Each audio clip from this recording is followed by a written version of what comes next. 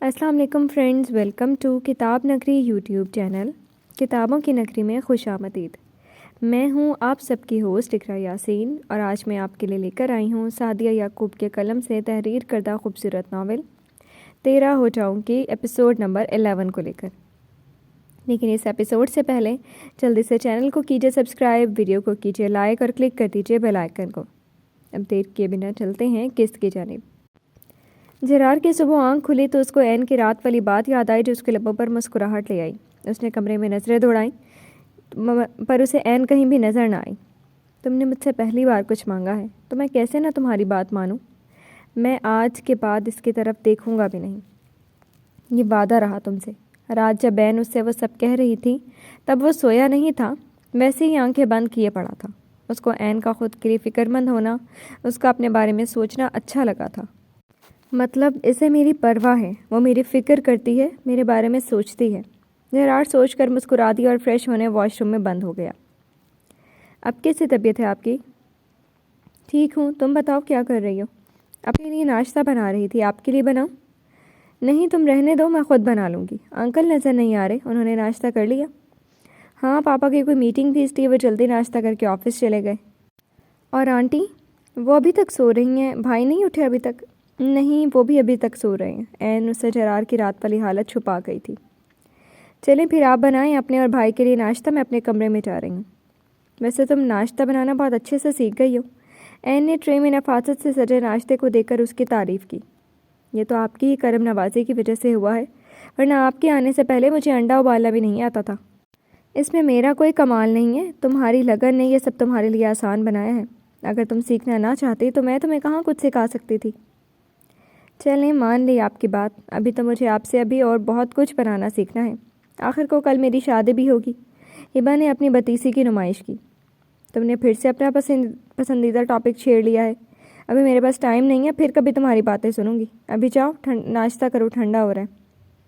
عین نے اسے ٹوکا کیونکہ وہ جانتے تھے کہ ایک بار وہ شروع ہو گئی تو پھر چپ ہونے کا نام ہی نہیں لے گی۔ ٹھیک ہے۔ ہبا مسکراتے ہوئے وہاں سے نکل کر اپنے کمرے کی طرف چل دی اور عین اپنے اور جرار کے لیے ناشتہ بنانے لگی۔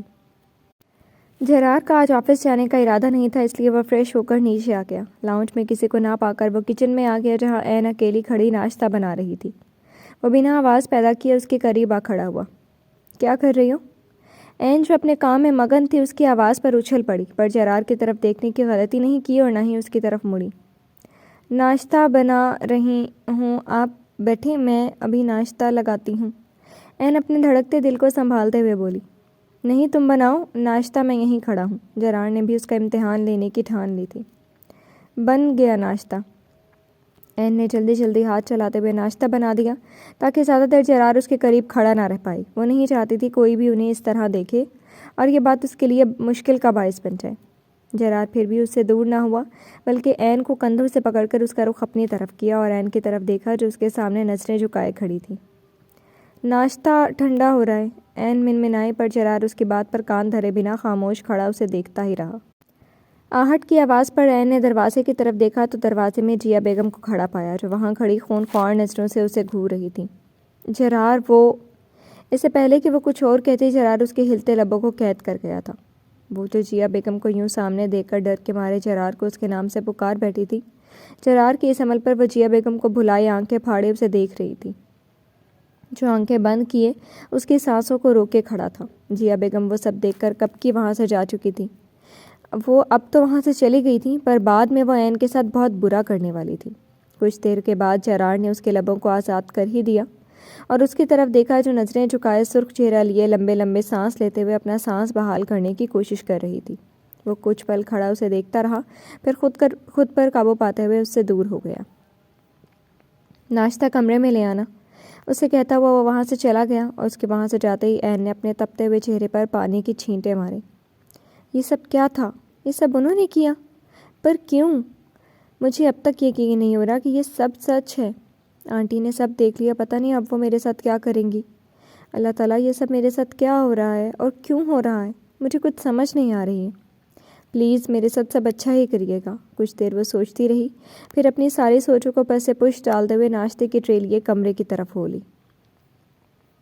یہ میں کیا کر بیٹھا؟ مجھے کیوں خود پر قابو نہیں رہا؟ کیوں مجھ سے وہ ہو گیا؟ پر میں بھی کیا کرتا؟ اس نے جب اپنی نرم سی آواز میں میرا نام پکارا تو میں خود پر قابو ہی نہیں رکھ پایا اور میں وہ کر بیٹھا۔ چلو ایک لحاظ سے اچھا ہی ہوا، وہ اپنے ہوش و حواس میں رہتے ہوئے میرے لمس سے روشناس تو ہوئی۔ اب میں اس سے دور نہیں رہنے والا اور نہ ہی اسے رہنے دوں گا۔ بس ایک کام میں اب بھی نہیں کر سکتا اور وہ ہے اس سے محبت کا اظہار۔ بس ایک کام میں اب بھی نہیں کر سکتا اور وہ ہے اس سے محبت کا اظہار۔ یہ مجھ سے نہیں ہوگا، پر میں اپنے ہر رویے سے اسے اس بات کا احساس ضرور دلاؤں گا کہ میں اس سے کتنی محبت کرتا ہوں اور وہ میرے لیے کتنی اہم ہے۔ وہ دل ہی دل میں عہد کر چکا تھا۔ وہ بیڈ پر لیٹا این کے بارے میں ہی سوچ رہا تھا جب وہ ناشتے کی ٹرے لیے کمرے میں داخل ہوئی۔ اسے دیکھ کر وہ اٹھ بیٹھا۔ این نے ناشتے سے بھری ٹرے اس کے سامنے رکھی۔ تم بھی بیٹھ کر ناشتہ کرو۔ اس کو وہاں سے جاتا دیکھ کر جرار نے اسے روکا تھا۔ وہ میرا ناشتہ نیچے ہے، میں نے جو کہا وہ کرو اور چپ چاپ میرے پاس بیٹھ کر ناشتہ کرو۔ وہ جانتا تھا کہ این اس کی کچھ دیر پہلے والی حرکت کی وجہ سے اس سے کترا رہی تھی اور وہ نہیں چاہتا تھا کہ این یہاں سے جائے۔ این اس کے سامنے بیڈ پر ٹک گئی۔ اب وہ اسے کیا بتاتی کہ اس کے یہاں سے جانے کی وجہ صرف جرار ہی نہیں بلکہ جیا بیگم کا غصہ بھی تھا۔ وہ سوچ سوچ کے ہلکان ہو رہی تھی کہ پتہ نہیں اب اس کے ساتھ کیا ہونے والا ہے۔ کیا ہوا ہے؟ تم ناشتہ کیوں نہیں کر رہی ہو؟ این کو ناشتے کو گھورتا پا کر جرار نے اس سے پوچھا۔ این بنا کچھ کہے آہستہ آہستہ ناشتہ کرنے لگی۔ کیا بات ہے؟ آج بھائی آفس نہیں گئے اور ٹی وی کو کم آپ کو زیادہ دیکھ رہے ہیں، کچھ بات کیا ہے کیا آج؟ ہبا این کے کان میں منمنائی، جس پر این نے اسے گھورا۔ ان کے سامنے بیٹھا جرار ان دونوں کی حرکتیں دیکھ رہا تھا۔ این ہبا کی طرف مڑ کر بیٹھی ہوئی تھی، اس لیے جرار کو اس کے چہرے کی صرف ایک سائڈ ہی نظر آ رہی تھی۔ وہ ان کے پاس بیٹھا بظاہر تو ٹی وی دیکھ رہا تھا، پر اس کی نظریں این پر ہی ٹکی ہوئی تھیں۔ ہبا جرار کی نظروں کی چوری کافی بار پکڑ چکی تھی۔ اب تو جرار بھی جان گیا تھا کہ ہبا کو اس بارے میں پتہ چل گیا، اس لیے وہ اپنی نظریں ٹی وی اسکرین پر مرکوز کر گیا تھا، پر اس کا سارا دھیان اور کان ان دونوں کی طرف ہی تھا۔ وہ پتہ نہیں آپس میں کیا خسر پسر کر رہی تھی۔ وہ ان کی باتیں سننے سے قاصر تھا کیونکہ وہ بات ہی اتنی آہستہ کر رہی تھی۔ بھابھی، میری بات کا جواب نہیں دیا آپ نے۔ باز آ جاؤ ہبا ورنہ میں جا رہی ہوں یہاں سے، این اس کے کان میں بولی۔ وہ پہلی ہی بڑی مشکل سے وہاں بیٹھی ہوئی تھی، اوپر سے ہبا اسے تنگ کر رہی تھی۔ جرار کی خود پر ٹکی نظریں اسے بخوبی محسوس ہو رہی تھیں۔ جرار کا بدلتا رویہ اسے پریشان کر رہا تھا اور جیا بیگم کا ڈر الگ سے تھا۔ وہ اس وقت تو کسی کام سے گئی ہوئی تھی اور جرار بھی گھر پر تھا، اس لیے وہ ان کے عتاب سے بچ گئی تھی، پر انہوں نے آنا تو واپس گھر ہی تھا اور این کو ان کا سامنا بھی کرنا ہی پڑنا تھا۔ اب پتہ نہیں اسے اس کی ناکردہ غلطی کی کب اور کون سی سزا دی جاتی تھی۔ یہ تو پکا تھا کہ سزا تو اسے ملنی ہی تھی۔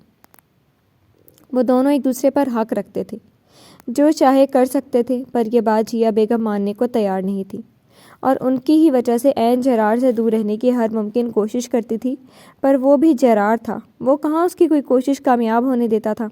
ایک بار پہلے بھی جرار کی وجہ سے ان کا عتاب سہ چکی تھی اور اب پھر سے سہنے والی تھی، اور اسے یہ سب تنہا ہی سہنا تھا۔ کوئی بھی اس کا درد کم نہیں کر پایا تھا اور نہ ہی کر سکتا تھا۔ جرار کو ایک میٹنگ کے لیے جانا پڑ گیا تھا۔ وہ کبھی بھی نہ چاہتا اگر میٹنگ اہم نہ ہوتی تو۔ ہبا بھی اپنی کسی دوست کی طرف چلی گئی تھی۔ اب گھر پر صرف این ہی تھی۔ بیٹھی بیٹھی وہ بور ہونے لگی تھی۔ اس نے کافی دیر مسز احسان اور پھر ماریا سے بات کی۔ اس کے بعد اس کے پاس کرنے کو کچھ اور نہیں تھا، اس لیے وہ کچن میں آ گئی اور کچن میں کام کرتی ملازمہ کو اس کے کوارٹر میں بھیج دیا۔ وہ آج کا کھانا خود بنانا چاہتی تھی۔ ملازمہ کی کچھ دیر کے بعد جیا بیگم گھر کے اندر داخل ہوئی اور اس کچن میں اکیلا پا کر وہ اس کے سر پر پہنچ گئیں۔ گھر پر کوئی ہے؟ این نے ان کی بات پر نفی میں سر ہلایا۔ چلو یہ تو اچھی بات ہے، یہاں کوئی نہیں ہے، مجھے روکنے والا کوئی نہیں ہوگا، میں جو چاہیے تمہارے ساتھ کر سکتی ہوں۔ وہ چہرے پر صفا کے لیے اسے گھور رہی تھی۔ میں نے کچھ کیا؟ وہ خود قریب آئے تھے، میں نے کچھ نہیں کیا۔ این نم آنکھیں لیے نفی میں سر ہلاتے ہوئے اپنی صفائی پیش کر رہی تھی، پر وہ کہاں اس کی سن رہی تھی۔ وہ جلتے چولہے پر سلاخ رکھے اسے گرم کر رہی تھی۔ پلیز معاف کر دیں، میں نے کچھ نہیں کیا۔ وہ خوف کے مارے کانپ رہی تھی، پر انہیں اس پر رحم نہ آیا۔ انہوں نے تپتی ہوئی سلاخ اس کے بازو پر رکھ دی۔ این کی دردناک چینخیں پورے گھر کے در و دیوار کو ہلا دیا۔ انہوں نے اس کی چینخوں کا گلا گھونٹنے کے لیے اس کے منہ پر اپنا ہاتھ ٹکا دیا اور سلاخ تب تک اس کے بازو سے نہ ہٹائی جب تک سلاخ ٹھنڈی نہیں ہو گئی۔ اب تو این کا گلا بھی چینخ چینخ کر درد کرنے لگا تھا۔ ان کے سلاخ اور چہرے پر سے ہاتھ ہٹاتے ہی وہ کانپتی ٹانگوں کے ساتھ زمین پر بیٹھتی چلی گئی۔ اس کی سسکیاں بند گئی تھیں اور چہرہ درد کی زیادتی کی وجہ سے لال سرخ ہو گیا تھا، پر انہیں پھر بھی اس پر رحم نہیں آیا اور اس کے دوپٹے کے نیچے چھپے بالوں کو پکڑ کر جھٹکا دیا۔ وہ ویسے ہی بے جان سی بیٹھی تھی، اس کا بازو کا درد اس کو ہر بات اور درد کا ہوش بھلا گیا تھا۔ امید ہے اب ایسا کچھ نہیں کرو گی، اور اگر کرو گی تو بھگتو گی بھی تم ہی۔ اب اٹھو اور اپنے کمرے میں دفع ہو کر اپنا حلیہ ٹھیک کرو۔ اس کا سر دیوار سے ٹکراتے ہوئے انہوں نے حقارت سے کہا تھا۔ وہ لڑکھڑاتی ٹانگوں کے ساتھ ہمت کرتی ہوئی اٹھی اور رینگتے ہوئے اپنے کمرے کی طرف چل دی۔ کمرے میں پہنچتے پہنچتے اسے 10 منٹ لگ گئے تھے۔ وہ چل ہی نہیں پا رہی تھی، پر پھر بھی خود کو گھسیٹے چل رہی تھی۔ رضیہ بیگم کب کی اس کے پاس سے گزر کر اپنے روم میں جا چکی تھی۔ کمرے میں پہنچ کر وہ دروازے کے ساتھ ٹیک لگا کر بیٹھ گئی۔ اب اس میں اور چلنے کی ہمت باقی نہیں بچی تھی۔ 2 گھنٹے وہ اسی حالت میں بیٹھی روتی تڑپتی رہی، پھر ہمت کر کے اٹھی اور پین کلر کھایا، پھر واش روم میں آ کر اپنا بازو دیکھا۔ بازو دیکھ کر وہ پھوٹ پھوٹ کر روتی۔ اس کا بازو بری طرح جل چکا تھا، سلاخ اس کی جلد کو جلا کر وہاں زخم کر گئی تھی۔ اب تو بازو بھی سوج چکا تھا۔ کتنی ہی دیر وہ اپنے بازو کو دیکھ کر روتی رہی اور درد کو برداشت کرنے کی کوشش میں ہلکان ہوتی رہی، پر درد تھا کہ کم ہونے کا نام ہی نہیں لے رہا تھا۔ بڑی مشکل سے کھلے بازو والا کرتا پہن کر وہ کمرے میں آئی اور کرتے کا بازو اوپر کر کے جلے ہوئے بازو پر ٹیوب لگانے لگی۔ آہ! جیسے ہی اس کا ہاتھ زخم پر لگا وہ کرہ اٹھی اور ٹیوب رکھ کر اپنا بازو تھام گئی۔ اللہ میاں، بہت درد ہو رہا ہے، مجھ سے برداشت نہیں ہو رہا، پلیز مجھے ہمت دیں تاکہ میں یہ درد برداشت کر سکوں۔ مجھے ہمت دیں تاکہ میں جرار کے آنے سے پہلے خود کو سنبھال لوں۔ میں نہیں چاہتی کہ جرار کو کچھ بھی پتہ چلے۔ مجھے کسی کے بھی سامنے اپنا درد نہیں دکھانا۔ جرار یہ دیکھ کر مجھ پر ترس کھائیں گے اور میں نہیں چاہتی کہ کوئی مجھ پر ترس کھائے، پھر وہ کوئی جرار ہی کیوں نہ ہو۔ وہ اللہ سے اپنے درد کو برداشت کرنے کی ہمت مانگ رہی تھی۔ ہمت کر کے اس نے اپنے زخم پر ٹیوب لگائی اور ٹیوب ڈرا میں رکھ کر بیڈ پر لیٹ کر خود کو نارمل کرنے کی کوشش کرنے لگی۔ جب اس کا درد کم نہ ہوا تو اس نے ایک ہاتھ سے اپنے دوسرے بازو پر درد کم کرنے کے لیے انجیکشن لگایا اور پھر سے لیٹ گئی۔ کچھ دیر میں اس کے درد میں کمی ہوئی اور اس پر نیند حاوی ہونے لگی۔ جلد ہی وہ سو گئی تھی۔ جو کچھ انہوں نے عین کے ساتھ پہلے کیا اور جو آج کیا، وہ سب سے چھپانا چاہتی تھی۔ وہ نہیں چاہتی تھی کہ اس کی وجہ سے اس گھر کے افراد کے درمیان ناچاکی پیدا ہو، وہ ایک دوسرے سے لڑے، خاص طور پر جرار۔ وہ جرار کو دیکھ چکی تھی، کیسے وہ اس کے لیے ان سے لڑا تھا۔ وہ نہیں چاہتی تھی کہ ماں بیٹے میں لڑائی پیدا ہو اور لڑائی کی وجہ سب اس کو کہیں۔ اس نے اتنی تکلیف سہنے کے بعد بھی اللہ سے کوئی گلہ نہیں کیا تھا، بس اللہ سے اپنے لیے ہمت ہی مانگی تھی۔ جب انسان میں عاجزی پیدا ہو جاتی ہے نا، وہ ایک چونٹی کو بھی بے جا نقصان پہنچانے سے ڈرتا ہے۔ انسان تو بہت دور کی بات ہے، اس کو بھلائی کرنے کی اتنی عادت ہو جاتی ہے کہ وہ اپنے ساتھ برا کرنے والوں کے ساتھ بھی برا نہیں کرتا، نہ وہ کسی کا برا سوچتا ہے۔ عین بھی ایسی ہی تھی، اس نے بھی ہمیشہ سب کی بھلائی ہی چاہی تھی۔ رضیہ بیگم نے اس کے ساتھ بہت برا کیا، پر پھر بھی اس نے ان کے آگے اسے ایک لفظ بھی نہیں کہا اور نہ ہی کبھی ان کا برا چاہا تھا۔ یہ نہیں تھا کہ وہ صرف ان سے ڈرتی تھی، وہ ان کی عزت بھی کرتی تھی، اس لیے ان کی ہر بات اور زیادتی برداشت کر جاتی تھی۔ وہ ان سے ڈرتی صرف اس وقت تھی جب وہ اس کے ساتھ برا کرتی تھی۔ وہ ان سے اتنا بھی نہیں ڈرتی تھی کہ ان کے سامنے اپنے حق کے لیے کھڑی نہ ہو سکے۔ جرار کا ساتھ نہیں تھا اس کے پاس، تو وہ کیسے ان کے سامنے کھڑی ہوتی؟ وہ تو ابھی تک یہ نہیں سمجھ پائی تھی کہ جرار اس سے کیا چاہتا ہے۔ ہمارے دین میں ہمیں زندگی گزارنے کے اصول و ضوابط بتائے گئے ہیں، پر ہم اپنے غصے اور انا کی وجہ سے ہر بات جو ہمارے علم میں ہوتی ہے وہ بھول بیٹھتے ہیں۔ ہم بس وہی کرتے ہیں جو ہمارا نفس ہمیں کرنے پر اکساتا ہے۔ اگر ہم اللہ کے بتائے ہوئے اصولوں کے مطابق زندگی گزاریں تو ہماری اور ہمارے ساتھ رہنے والے ہر انسان کی زندگی سنور جائے گی، ہماری زندگی پرسکون اور مطمئن گزرے گی۔ اللہ تعالیٰ نے ہمارے لیے اجتماعی زندگی کے اصول مقرر کیے ہیں۔ ادب کے اصول پر مخلوق کے ساتھ اجتماعی تعلقات زیر بحث آتے ہیں۔ ماں باپ، استاد، بزرگوں، بچوں اور خواتین کے آداب کی یہ ساری جزیات اجتماعیت کو صحیح نظام پر قائم رکھنے کے لیے ہیں۔ اللہ تعالیٰ نے بارہا حکم فرمایا ہے کہ سائل کو نہ جھڑکو، پھلدار درخت کو نہ کاٹو، بوڑھوں، بچوں اور خواتین کو قتل مت کرو، ان کے ساتھ حسن سلوک سے پیش آؤ، کیونکہ ان باتوں سے معاشرے میں امن قائم ہوتا ہے اور مخلوق خدا پرسکون رہتی ہے۔ حضرت ابن عمر رضی اللہ تعالیٰ عنہ سے روایت ہے کہ رسول اللہ صلی اللہ علیہ وسلم نے فرمایا، مسلمان کا بھائی ہے، وہ خود اس پر ظلم کرتا ہے، نہ اسے کسی ظالم کے سپرد کرتا ہے۔ جو شخص کسی مسلمان کی حاجت پوری کرنے میں لگا ہو تو اللہ تعالیٰ اس شخص کی ضرورت پوری کرنے میں لگا ہوتا ہے۔ جو شخص کسی مسلمان کی پریشانی دور کرتا ہے تو اللہ تعالیٰ اس شخص کی روز قیامت پریشانیوں میں سے ایک پریشانی دور فرما دے گا، اور جو شخص کسی مسلمان کی پردہ پوشی کرتا ہے تو اللہ تعالیٰ روز قیامت اس کی 70 پوشی فرمائے گا۔ تو پھر کیوں ہم سب جانتے ہوئے بھی سب کے ساتھ برا کرتے ہیں؟ کیوں اپنی آخرت اور دنیا خراب کرنے پر تلے ہوئے ہیں؟ جیا بیگم جو باہر تو بہت سے لوگوں کا بھلا کرتی ہیں، پر گھر میں ان کی بیٹی کی بیوی اور بیوی ان کی ہی عتاب بیٹے کی بیوی ان کے عتاب کا شکار ہوتی ہے۔ وہ سب کے سامنے اچھی بننے والی جیا بیگم عین کے ساتھ ہی بری کیوں؟ وہ عین سے بدگمان تھیں۔ وہ عین کے بارے میں کچھ بھی نہ جانتے ہوئے اس کے بارے میں اپنے سے ہی اندازہ لگا بیٹھی تھیں، اور ان کی یہ بدگمانی ان سے سب برا ہی کروا رہی تھی۔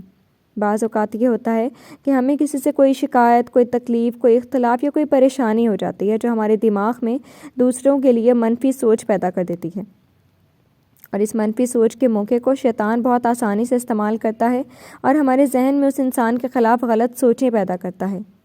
وہ یہ خیال دل میں ڈالتا ہے کہ ضرور وہ تمہارا مخالف ہے، ضرور وہ تمہیں ناپسند کرتا ہے، وہ ضرور کسی سازش میں مصروف ہے، وہ ضرور کوئی کارروائی کرنا چاہتا ہے۔ بدگمانی کی حقیقت کو دیکھا جائے تو یہ اور کچھ نہیں، محض ایک مفروضہ ہے جس کا کوئی نہ کوئی نقطہ آغاز ہوتا ہے۔ ہم اس شخص کو اپنے انہی مفروضات کی روشنی میں دیکھنا شروع ہو جاتے ہیں، پھر ہمیں اس کی چال میں بھی تکبر نظر آنے لگتا ہے، اس کی بول چال تحقیر آمیز لگتی ہے اور اس کا طرز زندگی بناوٹی لگتا ہے۔ بدگمانی ایک مفروضہ ہے جو اگر درست ہو بھی جائے تو بھی ہماری زندگی پر کوئی خاص فرق نہیں پڑے گا، لیکن اگر یہ غلط ہو جائے تو ہماری زندگی کے کئی قیمتی لمحات ضائع ہو جاتے ہیں۔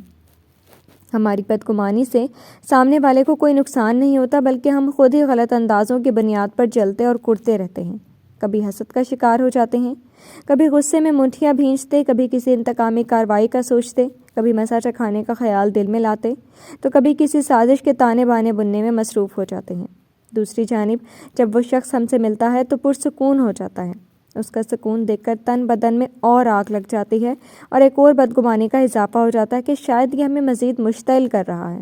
بدگمانی کا اصل سبب سوچنا اور غلط سوچنا ہے، اس کا علاج سوچنے سے گریز کرنا، خوشگمانی ہے۔ ہمیں ہر اس مفروضے، اندازے، تخمینے اور سوچ کو قابو کر لینا چاہیے جس سے بدگمانی پیدا ہو۔ جرار کمرے میں آیا تو عین کو سویا ہوا پایا۔ اس کو اس وقت سوتا دیکھ کر اسے حیرانی ہوئی تھی۔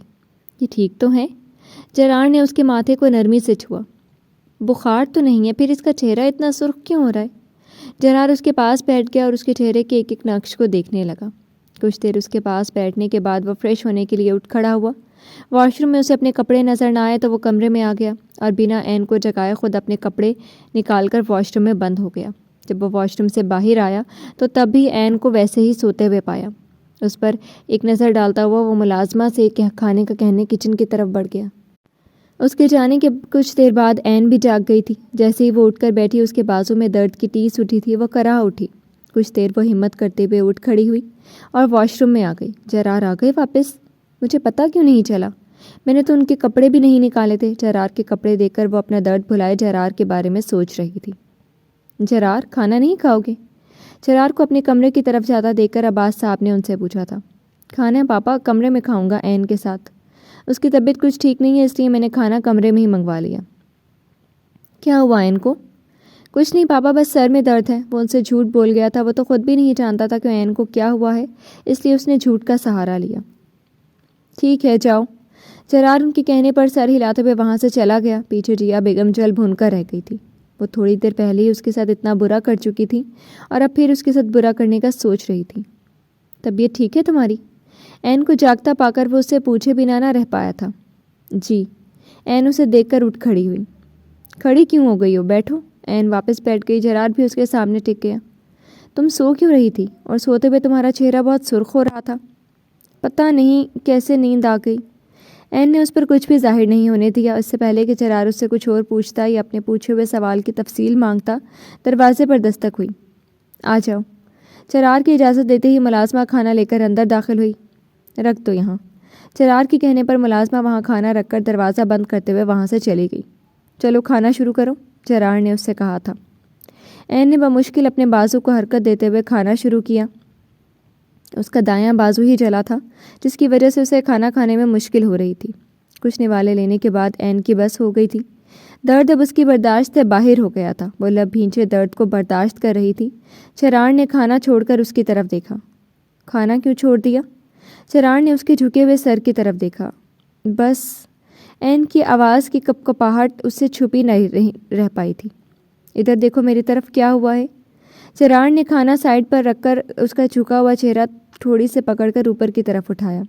این نے اس کی طرف دیکھا۔ اس کی آنکھوں میں نمی دیکھ کر چراغ تڑپ اٹھا تھا۔ پل بھر کے لیے اس کی طرف دیکھنے کے بعد این اپنی نگاہیں جھکا گئی تھی۔ کیا ہوا ہے میرے جانے کے بعد؟ سچ سچ بتانا مجھے، جھوٹ بالکل بھی مت بولنا، کیونکہ سچ کا پتہ میں لگا ہی لوں گا۔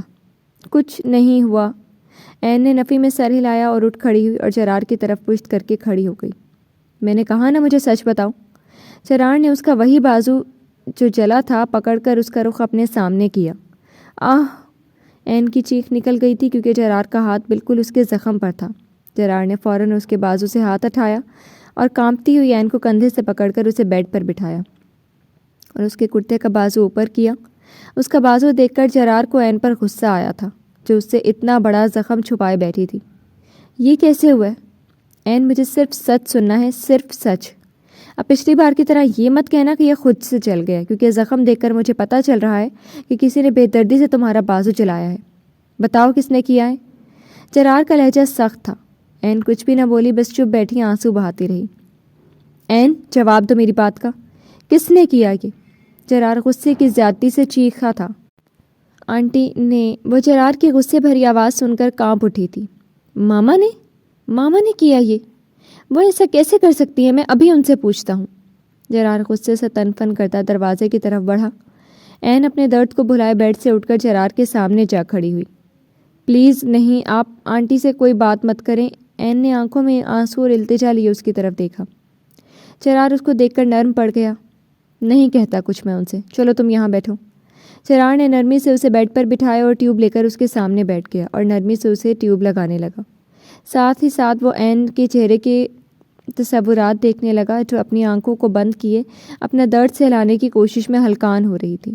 اس کو تکلیف میں دیکھ کر چراغ کو خود بھی تکلیف ہو رہی تھی۔ ٹیوب سائڈ پر رکھ کر وہ اسے اپنے سینے میں چھپا گیا تھا۔ زیادہ درد ہو رہا ہے تو ڈاکٹر کے پاس چلیں۔ وہ اپنی سینے سے لگی این سے چراغ نے پوچھا، جس پر این نے نفی میں سر ہلایا تھا۔ چراغ نے پھر اس سے کچھ نہیں کہا تھا، بس اس کے پرسکون ہونے کا انتظار کرنے لگا۔ کتنی ہی دیر وہ اسے سینے سے لگائے بیٹھا رہا۔ یہ کھا لو۔ چراغ نے ایک ہاتھ کی مدد سے سائڈ ڈرا سے درد اور نیند کی گولی نکالی اور این کو خود سے الگ کیا اور اسے پانی کے ساتھ میڈیسن دی۔ این نے چپ چاپ میڈیسن کھا لی۔ چلو اب لیٹ جاؤ۔ اسے آہستگی سے لٹاتے ہوئے چراغ نے برتن سائڈ ٹیبل پر رکھے اور خود بھی اس کے ساتھ ہی لیٹ گیا۔ اس کے قریب ہو کر وہ کچھ اس طرح اسے اپنے حصار میں لے چکا تھا کہ این کو تکلیف نہ ہونے پائے۔ اپنا بازو میرے اوپر رکھ لو۔ چراغ نے این کی طرف سے کوئی حرکت نہ پا کر خود ہی اس کا زخمی بازو نرمی سے پکڑ کر اپنے اوپر رکھ لیا۔ وہ جو ملتا ہی نہیں عالم بیداری میں، آنکھ لگتی ہے تو سینے سے لگا لیتا ہے۔ این آنکھیں بند کیے چراغ کا لمس محسوس کر رہی تھی۔ چراغ کا لمس اس کے درد میں کمی کا باعث بن رہا تھا۔ کچھ ہی دیر میں وہ پرسکون سی اس کے حصار میں سو چکی تھی۔ ماما، آپ نے یہ اچھا نہیں کیا این کے ساتھ۔ مجھے تو لگتا ہے کہ پہلے جو اس کا ہاتھ چلا تھا وہ بھی یقیناً آپ نے ہی جلایا ہوگا۔ این پتہ نہیں کیوں آپ کی طرف سے دیے گئے ہر درد کو مجھ سے چھپانے کی کوشش کرتی ہے، اور اگر مجھے پتہ چل جائے تو مجھے آپ سے کچھ بھی کہنے یا پوچھنے سے منع کرتی ہے۔ ماما، آپ نے میری جان پر ظلم کیا ہے، اس کا جواب تو آپ کو دینا ہی پڑے گا۔ ابھی تو میں این کے کہنے پر رک گیا ہوں، پر صبح آپ سے ضرور بات کروں گا۔ اگر آج میں نے آپ کو نہ روکا تو کل تو پتہ نہیں آپ این کے ساتھ کیا کچھ کر گزریں گی۔ اور دل میں جیا بیگم سے بات کرنے کا عہد کر چکا تھا۔ اور تم این، تم خاموش مت رہا کرو۔ جب تکلیف میں ہوا کرو تو مجھے بتا دیا کرو، خود ہی اپنی تکلیف مت سہا کرو۔ میں تمہارا درد دور تو نہیں کر سکتا، پر کم کرنے کی کوشش تو کر ہی سکتا ہوں۔ وہ سوئی ہوئی این کو دیکھتے ہوئے اس سے کہہ رہا تھا۔ اگلی صبح وہ این کو سوتا ہوا چھوڑ کر جیا بیگم کے کمرے میں ان سے بات کرنے کے لیے پہنچ گیا۔ وہ اس وقت کمرے میں اکیلی ہی تھیں۔ عباس صاحب لاؤنج میں بیٹھے اخبار پڑھ رہے تھے۔ چراغ، تم اتنی صبح یہاں، خیریت تو ہے؟ جیا بیگم ایسے ظاہر کر رہی تھی جیسے انہوں نے کچھ کیا ہی نہ ہو اور ان کو کچھ معلوم ہی نہ ہو۔ خیریت ہی نہیں ہے، اسی لیے تو میں اتنی صبح آپ کے پاس آیا ہوں۔ کیا ہوا ہے؟ تم اتنے غصے میں کیوں ہو؟ آپ نے کل این کے ساتھ وہ کیوں کیا؟ کیوں اس کا بازو چلایا؟ کیوں اس کو تکلیف دی؟ چراغ کا لہجہ انتہا کی سختی لیے ہوئے تھا۔ میں نے ایسا کچھ نہیں کیا، وہ جھوٹ بول رہی ہے۔ تم کل کی آئی ہوئی غیر لڑکی کے لیے اپنی ماں سے سوال جواب کرو گی؟ جیا بیگم ماننے سے ہی انکاری ہو گئی تھی۔ ماما پلیز، جھوٹ وہ نہیں آپ بول رہی ہیں۔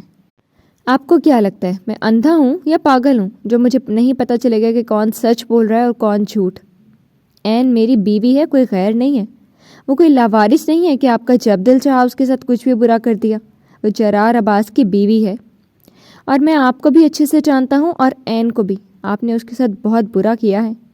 دل تو کر رہا ہے یہ سب پاپا کو بتاؤں تاکہ وہ آپ سے اپنے طریقے سے بات کریں، پر آپ میری ماں ہیں، یہ سوچ کر رک جاتا ہوں۔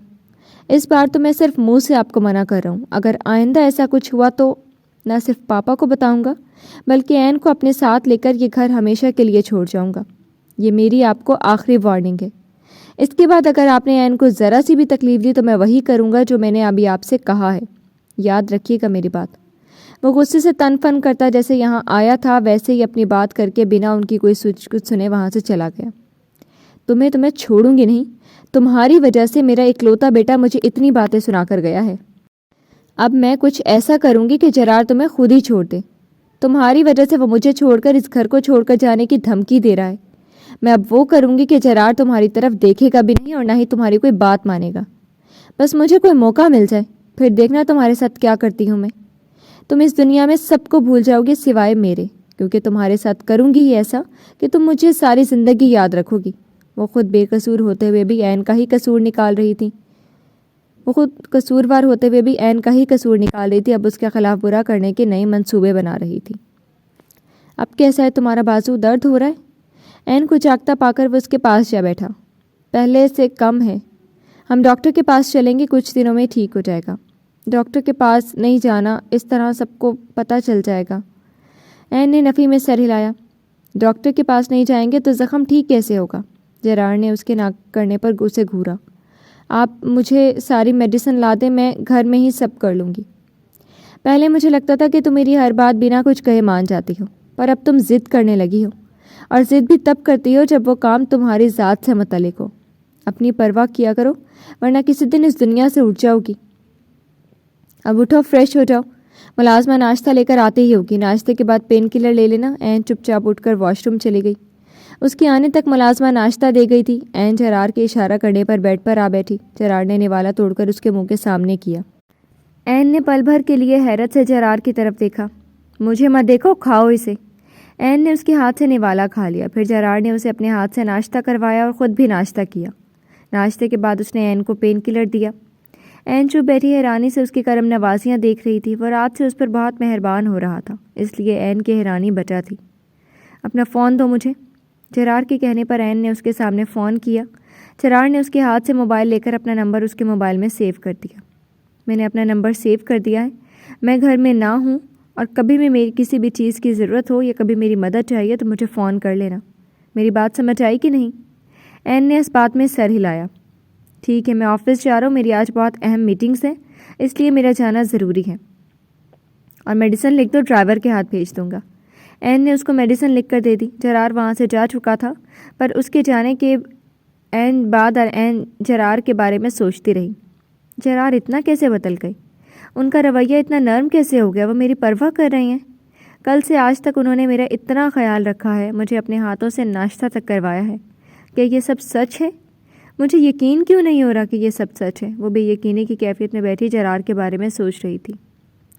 تم نے کہا تھا ہم ایک ہی ہیں، تو اپنے برابر کر دو نا، مت کرو وعدے جنموں کے، اس پل خوشی کی وجہ دے دو نا۔ کبھی بازاروں سے دھیان ہٹے تو مکاں کو گھر کر دو نا۔ آؤ پاس بیٹھو، کچھ باتیں کریں، کبھی دل کے زخم بھی بھر دو نا۔ یوں کہنا بھی اب پڑتا ہے یہ، تم احساس کو سمجھو نا۔ تم نے کیا کہا تھا؟ ہم ایک ہی ہیں، تو اپنے برابر کر دو نا۔ جی تو فرینڈز، کیسی لگی آپ کو آج کی قسط؟ امید ہے آپ کو پسند آئی ہوگی۔ کمنٹ سیکشن میں اپنی رائے کا اظہار ضرور کیجیے گا۔ پھر حاضر ہوں گے نئی قسط کے ساتھ، تب تک کے لیے شکریہ۔